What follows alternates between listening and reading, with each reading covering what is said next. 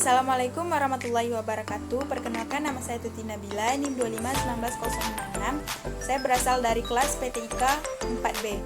Di sini saya akan menjelaskan sedikit tentang topik yang berjudul security di dalam sistem terdistribusi atau keamanan pada sistem terdistribusi. Untuk tidak memperpanjang, langsung saja kita lihat penjelasannya. Di sini langsung saja saya akan membahas tentang keamanan pada sistem terdistribusi atau security pada sistem terdistribusi. Nah, di sini bisa kita lihat bahwa kebutuhan untuk melindungi kesatuan dan rahasia informasi dan sumber lain yang dimiliki oleh individu ataupun organisasi dapat meliputi keamanan fisik maupun data digital. Nah, kebutuhan ini pun muncul karena sumber tersebut digunakan secara bersama. Nah, di sini juga kita lihat perkembangan kebutuhan keamanan. Di sini ada platform. Di platform ini terdapat juga multi-user time sharing computer, distributed system based on local network, the Internet Wide Area Service, the Internet and Mobile Device. Kemudian ada juga shared resource, memory atau files, local service, local network, email, website, internet commerce, distributed object, mobile code, security requirement, user identification, authentication, protection of service, strong security for commercial transaction, access control for individual object, sure mobile code, security management environment, single authorization database, single authority delegation, replicated authorization database, money authority, no network-wide authorities, for activity outreach group with shared responsibility. Nah, selanjutnya ada ancaman dan serangan. Nah, di mana tujuan utama dari sebuah keamanan adalah membatasi akses informasi dan sumber hanya untuk user yang memiliki hak akses. Nah, ancaman keamanan pengambilan informasi oleh user yang tidak memiliki hak akses. Nah, tampering ini pengubahan informasi secara ilegal, vandalisme, penggangguan operasi sistem tertentu. Kemudian ada juga kemudian ada serangan pada sistem terdistribusi tergantung pada pengaksesan ke saluran komunikasi yang ada atau membuat saluran baru yang disamarkan secara ilegal. Kemudian masih ada yaitu jenis serangan. Nah, serangan pasif hanya mengamati komunikasi atau data, kemudian serangan aktif memodifikasi komunikasi atau data seperti pemalsuan atau pengubahan email, TCP/IP, spoofing. Nah, kemudian ada metode penyerangan. Nah, di sini juga terdapat beberapa bagian. Yang pertama adalah page dropping. Di sini mendapatkan duplikasi pesan tanpa izin, berarti dia mengambil pesan tanpa adanya izin atau menduplikatnya. Kemudian masquerading itu mengirim atau menerima pesan menggunakan ID milik user lain. Jadi dia menggunakan ID orang lain untuk mengirim atau menerima pesan orang tersebut. Nah, di sini message tampering. Nah, mencegat atau menangkap pesan dan mengubah isinya sebelum dilanjutkan ke penerima sebenarnya. Berarti di sini dia mengubah pesan yang dikirim dari klien untuk yang satunya diubah sebelum disampaikan kepada orang yang berhak menerimanya. Kemudian replying. Di sini menyimpan pesan yang ditangkap untuk pemakaian berikutnya.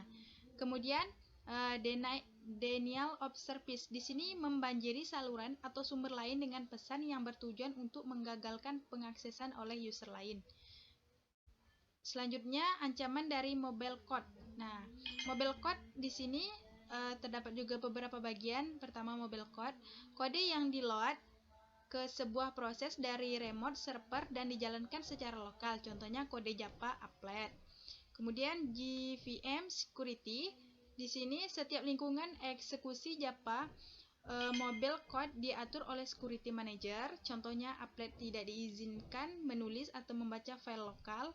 Yang kemudian kedua, mobile code yang di-download disimpan secara terpisah dari kelas lokal untuk menghindari penimpaan. Kemudian bytecode dicek untuk validasi. Selanjutnya itu mengamankan transaksi elektronis. Nah, di sini keamanan sangat dibutuhkan pada banyak transaksi seperti e-commerce, m-banking, atau email.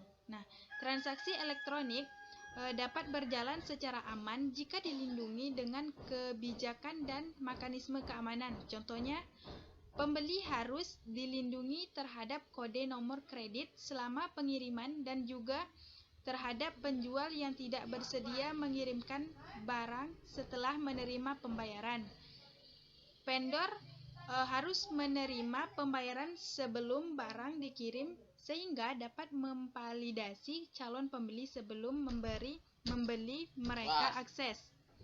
Selanjutnya itu adalah perancangan sistem yang aman. Perancangan sistem yang aman di sini bertujuan mencegah seluruh serangan yang telah diketahui maupun yang akan datang. Rancangan di sini terdapat beberapa bagian. Pertama, rancangan mengikuti standar yang ada. Yang kedua, mendemokan validasi melawan ancaman yang ada. Yang ketiga, audit terhadap kegagalan yang terdeteksi. Nah, ada juga keseimbangan antara biaya terhadap serangan yang ada. Kemudian beberapa rancangan yang buruk terdapat juga beberapa poin. Yang pertama, antarmuka dibuka, jaringan tidak aman, membatasi waktu dan ruang lingkup setiap kunci rahasia, algoritma dan kode program tersedia bagi penyerang. Penyerang memiliki akses ke sumber meminimalkan komputer yang menjadi inti implementasi sistem. Selanjutnya itu kebijakan dan mekanisme. Nah, di sini kebijakan dan mekanisme pada keamanan fisik digunakan. Terdapat juga beberapa bagian. Yang pertama, kebijakan atau layanan keamanan. Nah, aturan yang mengatur pengaksesan ataupun berbagi sumber yang tersedia menyangkut apa saja yang diterapkan. Contohnya, kebijakan untuk suatu dokumen hanya sekelompok pegawai yang diperolehkan untuk mengakses. Yang kedua itu mekanisme keamanan, di mana kebijakan dapat dijalankan dengan bantuan mekanisme keamanan, menyangkut bagaimana menerapkannya. Contohnya, mengakses dokumen kontrol dengan distribusi yang terbatas dan tersembunyi. Kemudian kebijakan dan mekanisme. Nah, pemisah antara kebijakan dan mekanisme keamanan akan membantu memisahkan kebutuhan implementasinya. Terdapat 2 poin. Yang pertama, kebijakan menspesifikasikan kebutuhan. Yang kedua, mekanisme menerapkan spesifikasi kebijakan tersebut. Selanjutnya yaitu security service menurut definisi OSI. Nah, di sini juga terdapat beberapa. Yang pertama, akses kontrol. Nah, di akses kontrol ini terdapatlah pelindungan dari user yang ilegal. Kemudian authentication. Nah, di authentication ini menyediakan jaminan identitas user. Kemudian confidentiality, perlindungan dari pengungkapan identitas secara ilegal.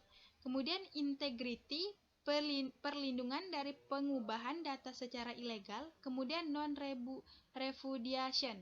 Di sini perlindungan dari penolakan terhadap komunikasi yang pernah dilakukan. Yang kemudian yaitu kebijakan dan mekanisme, di mana kebijakan dan mekanisme ini dasar mekanisme keamanan yang dibangun. Pertama, enskripsi, di mana enskripsi ini digunakan untuk menyediakan kerahasiaan, dapat menyediakan authentication dan perlindungan integritas.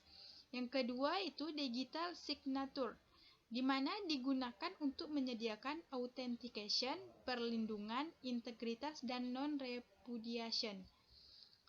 Yang ketiga itu algoritma checksum atau hash. Nah, di sini digunakan untuk menyediakan perlindungan integritas dan dapat menyediakan authentication.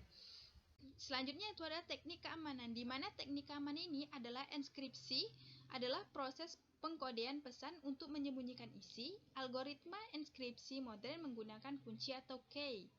Kemudian kunci kriptografi adalah parameter yang digunakan dalam algoritma enskripsi, di mana hasil enskripsi tidak dapat dideskripsikan tanpa kunci yang sesuai. Kemudian tipe algoritma enskripsi yang pertama, shared secret key, di mana pengiriman dan penerima harus berbagi kunci dan tidak diberikan kepada orang lain. Kemudian public atau private key hard key pair, pengirim menggunakan public key untuk mengenkrip pesan, menerima menggunakan private key yang cocok untuk mendeskripsikan pesan. Yang terakhir adalah manajemen kunci, di mana manajemen kunci ini terdapat dua bagian. Pertama, kelas kunci, yaitu di mana short term session key disebut juga dengan ephemeral key, secara umum dibuat secara otomatis dan tidak tampak digunakan untuk satu kali session kemudian dibuang. Long term keys di sini dihasilkan secara eksplisit oleh user. Yang kedua, tujuan long term keys. Nah, authentication termasuk kontrol akses, integritas yang non repudiation. Nah, kemudian confidentiality di sini membuat session key melindungi data yang tersimpan. Nah, itulah security atau keamanan yang terdapat di dalam sistem terdistribusi. Mungkin itu yang dapat saya sampaikan. Lebih dan kurang saya mohon maaf. Assalamualaikum warahmatullahi wabarakatuh.